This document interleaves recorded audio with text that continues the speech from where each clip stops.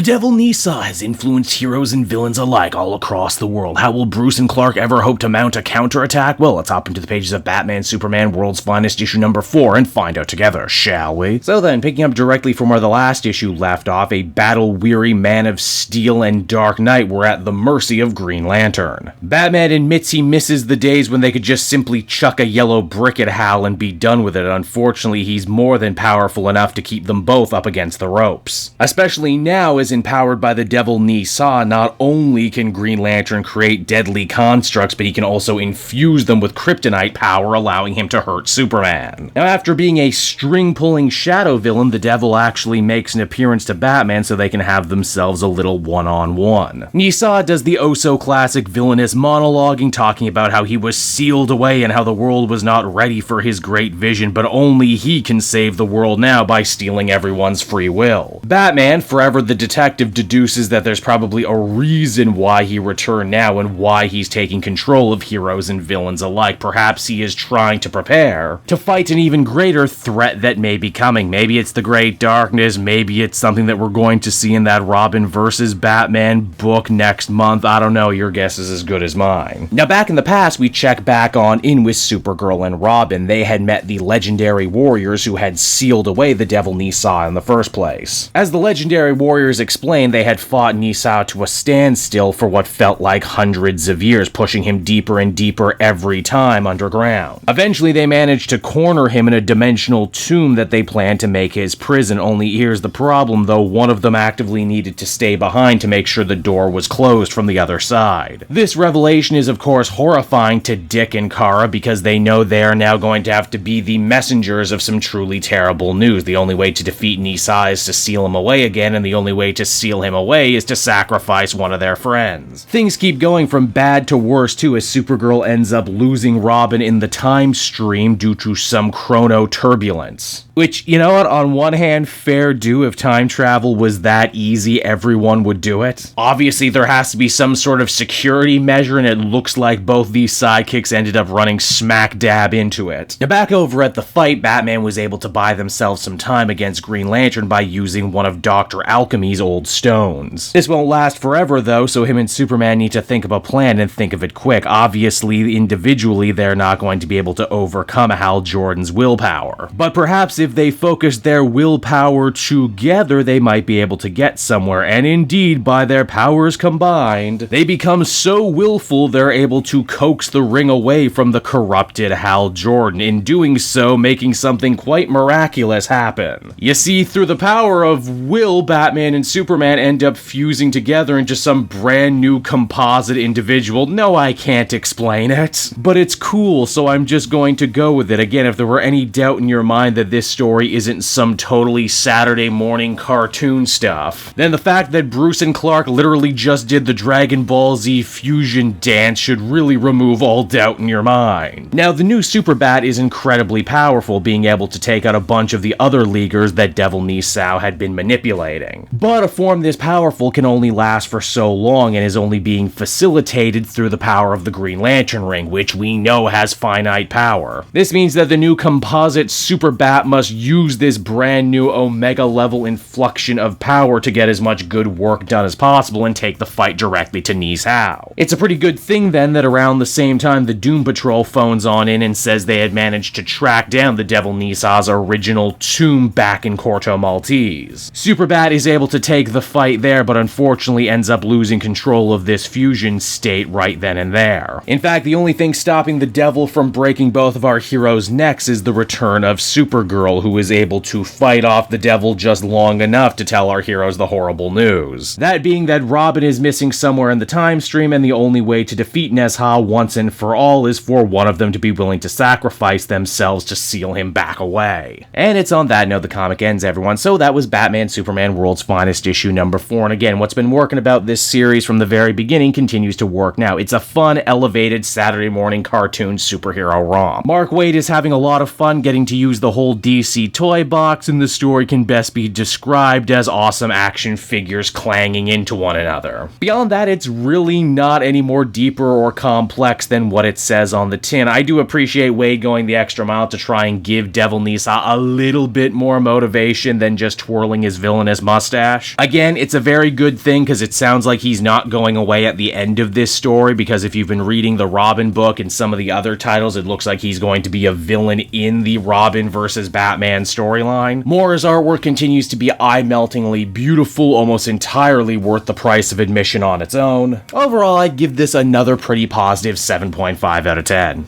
Hey there everyone, it's your old pal Cape Joel again, thanking you so much for watching to the end of the video. I hope you enjoyed it, and if you did, why not check out my Amazon link down in the description. Yes, that's right, the Cape Joel channel officially has its own Amazon storefront now. You can pick up a comic or anything else for that matter, and if you did, you'd really be helping me in the channel. So with that out of the way everyone, I will see you again next time. Bye-bye.